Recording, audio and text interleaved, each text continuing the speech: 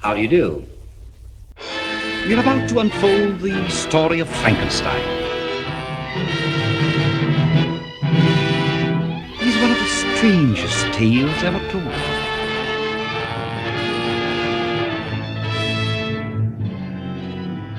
I think it will thrill you. It may shock you. It might even horrify you. Well, we've warned you. For the penultimate For the penultimate time, you have been warned. Welcome back to Frankenstein Minute, the podcast that dissects the Universal Frankenstein films minute by minute. I'm Bill Evenson. And I'm Thom Lang, and this is minute 70, the final full minute of 1931's Frankenstein. Wow, you say it like that. It sounds even more imposing. It's ultimate instead of penultimate. Well, it's not, because there's another one. There's another one coming. Yeah, we got time. But it's not quite. It's not over yet. But Yep. it is. Well, okay, so I guess first thing we should address is the toast. Okay. The toast is to a son of the house of Frankenstein. So I think these are all sequel titles that we covered in previous episodes. Yeah, because there's no point in saying that. Here we go. Shooting script.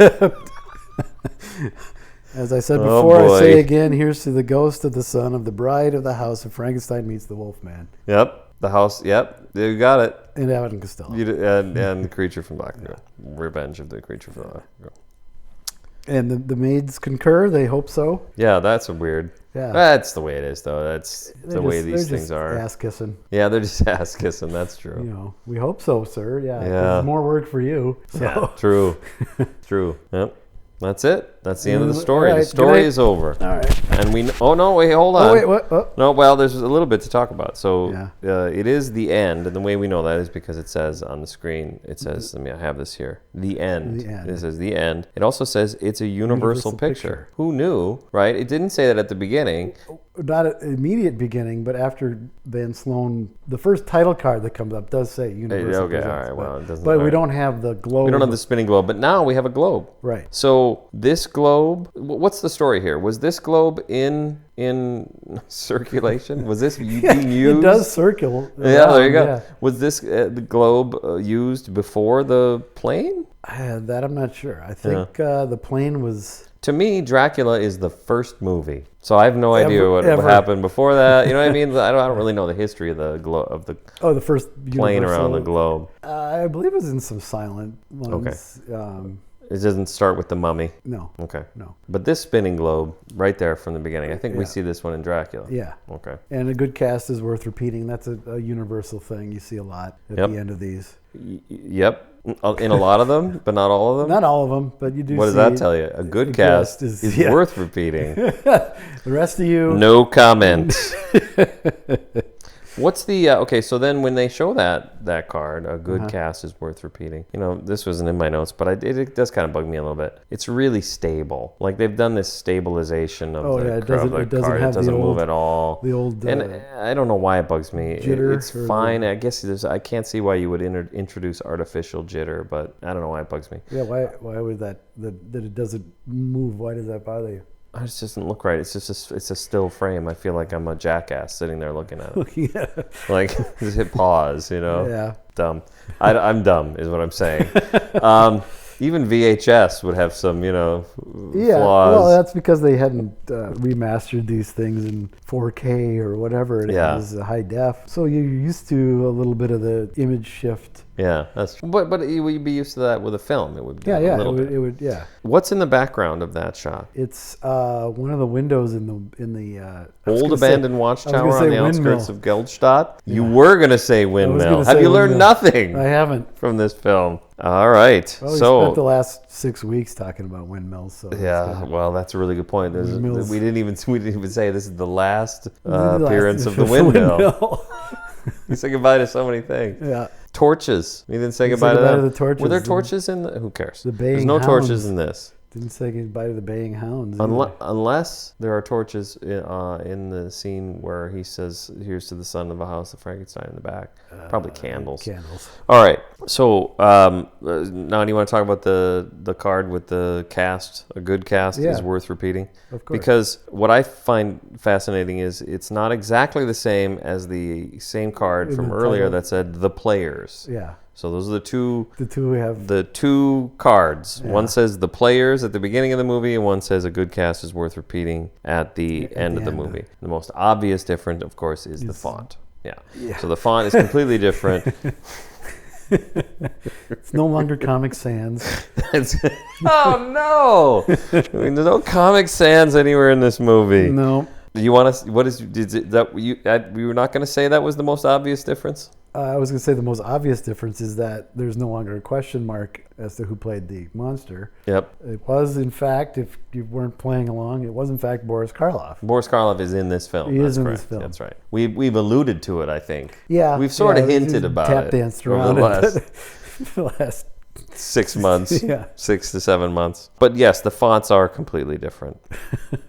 Well, the interesting S that is just slanted and it's really long. Yeah, this one has weird S's. Yeah. Like if you look at the Constitution or stuff that was written around that time, or the Declaration of Independence. I was trying to think if there's an S in there anywhere, but there aren't any. The S's will look like F's. Okay. This isn't that. Yeah, this isn't that. This is like just somebody tipped over all the S's.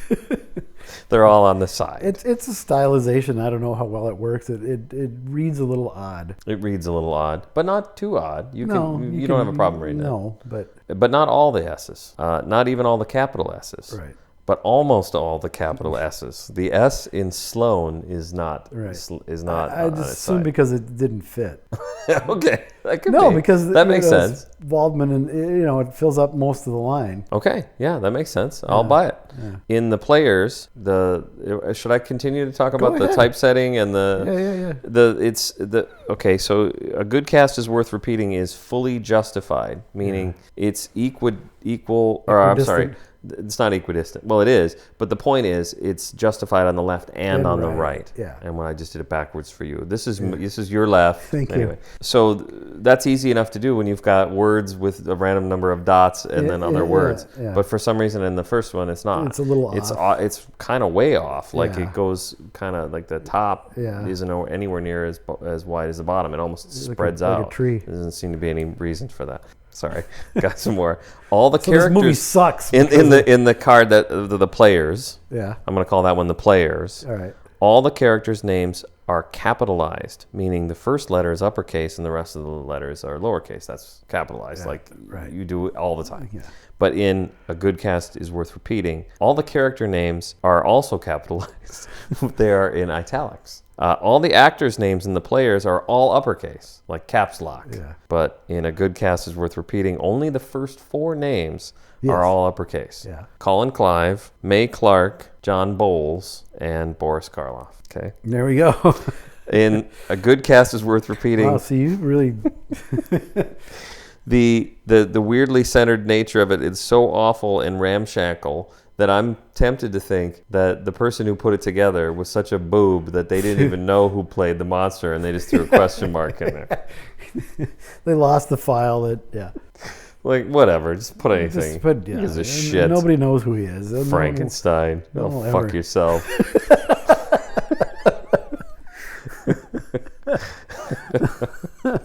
Yeah, that may be a little harsh. But might be a little too much. Yeah. Okay. So do you have anything else to say about the font or the typesetting? No, it's a Universal Picture. It was Universal Picture number 310. Okay, so we're just going to talk about the film generally. Hey, there's not much more to... Do you have more? Well, I was just thinking about the credits generally, because it's about the cast. Well, right, but I just had some dates and things. Okay, that's cool. We can do that too. Okay. We got time. Filming was August 24th through October 3rd. And I'm guessing the 3rd was the final scene that we talked about. Sure. It was added on. Okay. Previewed November 21st, 1931.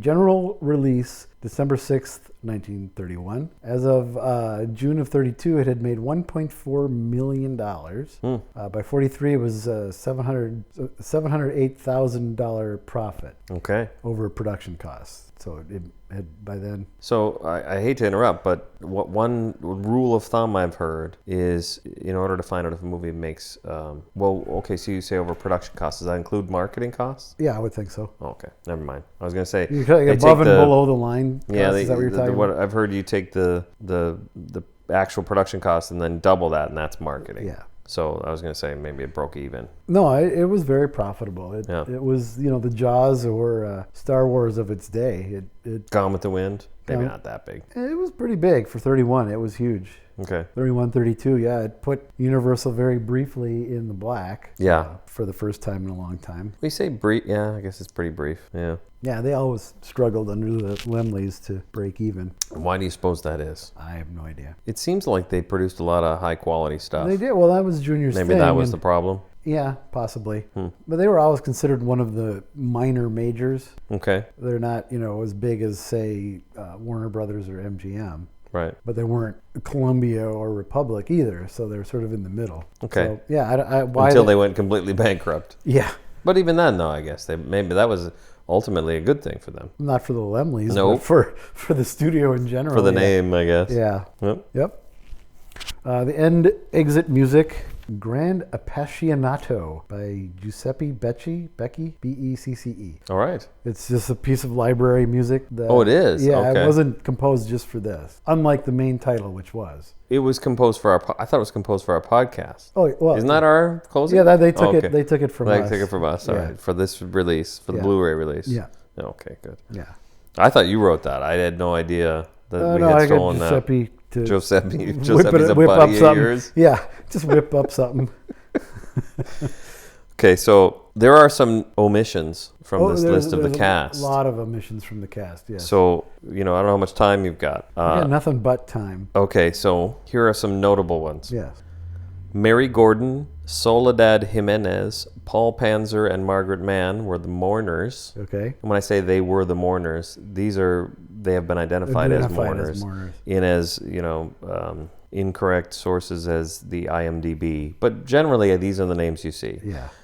Ted Billings, Rose Plumer, Inez Palange, Harry Tenbrook, Jack Curtis, and Robert Malash were villagers. All right. Arletta Duncan and Pauline Moore were bridesmaids. Yes. You've heard these names? I've heard it. Well, yeah, the same way. I think those two they made it all the way into Mank's original book. Yeah. Eleanor Vanderveer is student. Yeah, I wonder if she's the one with the pencil that's like teasing the guy. Oh, all right. I like it. This is good, see? Because she's the only featured female student. Yeah. There's others in the background, but but way back, right. Yeah. Right. There's a credit that I've seen in books and on IMDb for Cecilia Parker is maid, which I was like, oh, wow, cool. That's the maid, the one we're all thinking of. Yeah. No, it's not. No, it's not. No. Joseph North is the butler? Yeah. Hyde, the butler. Hyde. Yeah, he's the guy that goes chasing around in the attic. Oh, yeah. Okay, all right. Yeah. All right, well, that's Joseph North. Okay. Notable. But what about William Yetter? He's gendarme. Is he just like on the... I think he's on the stairs. On the stairs with the boob? And he might be the guy with the hat with the curly feathers that has the dogs. The canine unit? Yeah, I called him the canine unit? Yeah. All right. Someone named Otis Harlan. I have no idea. Yeah. Cecil Reynolds is credited as Valdman's secretary, but he's also listed as a technical advisor. So that one I'm tempted to buy because he's not playing the role of a technical advisor. Right. It's an actual production credit. Technical advisor. He was the guy who knew how to actually bring the body back to life. That's probably right. Yeah. It's probably ultimately all Cecil's fault. Yes. Francis Ford, we talked about, of course, was Francis Hans, Ford, but he was also the extra at lecture. Yes. William Dyer, I've heard that name before. He was the gravedigger. Entire minute talking about William Dyer. He's really an unsung hero of this film. Yes. Robert Livingston, we talked about him recently. Last week. Yeah. Back when we were in, we were still doing the show at Belong Dead Studios West. Right. Actually, we're still there now. We're still there now. Now that I think about it. Mae Bruce is screaming maid. I don't even know what the hell's going on there. I think when they're out, they've locked Elizabeth in the room, and you hear the Yeah. Did somebody scream? Isn't it Elizabeth? Well, when they're running around, but at that moment before they split up and. Oh boy, you've seen this film. I've seen it a few times. And last two names, Carmencita Johnson is Little Girl, and Cecil, I don't know, I'm sure I'm pronouncing that wrong, Ann Johnson is also listed as Little Girl. The only little girl I'm aware of is Marilyn Harris. Yes, so that's a problem, but there are little girls in the village. In the village, one of them, he says, "Oh, look, it's Maria." When he's there you go. I was just gonna say that scene generally, but right. Yeah. All right. What a crying shame these people were not listed. Yep.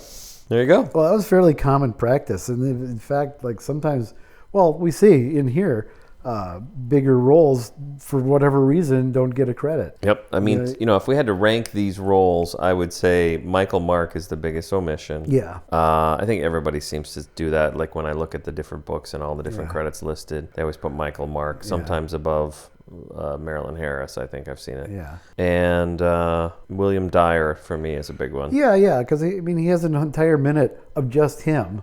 But then we would say that he does well, yeah. But he does bits. You know, he's got some character to a guy essentially shoveling dirt. Mm-hmm. He gives it some character, or Whale has him give it character. I think it's just a shame generally because we've got speaking roles. Last week we talked about the maid who does a little, a couple sentences with Frederick Kerr. Yeah, no idea who that she is. Yeah, maybe she's Cecilia Parker. I don't think so though, because Cecilia Parker. The reason these credits are even a thing, whether or not they're legit, is because she made other movies. Right. So it's like we talked about on our bonus episode that at the end of one of the bonus episodes, I quickly ran through a list from the IMDb of the highest rated Boris Karloff films. I'm kind of spoiling it now. But so you have on to, the you list have to, you is have one to that pay $2 a month to hear this part of this episode. There you go. So I won't spoil it. I'll just say on the list is something preposterous. Number one was a character. Yeah, number one the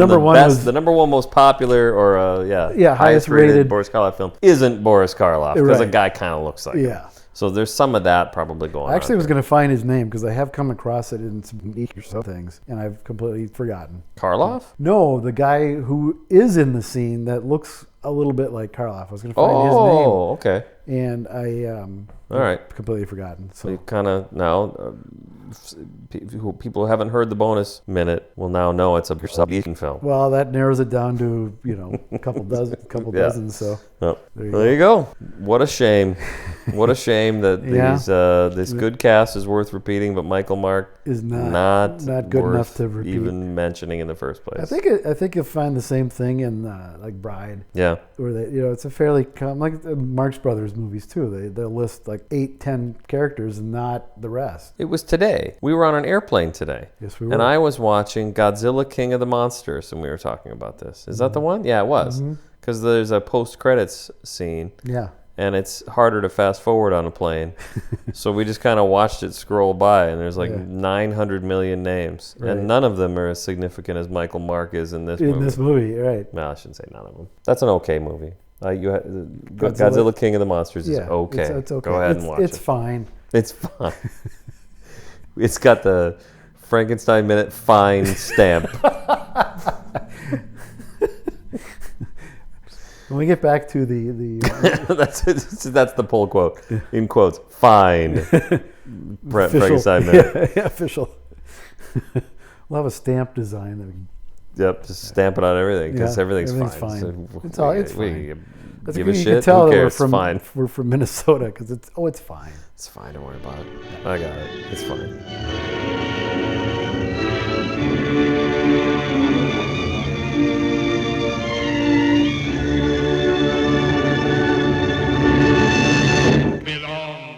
Fine.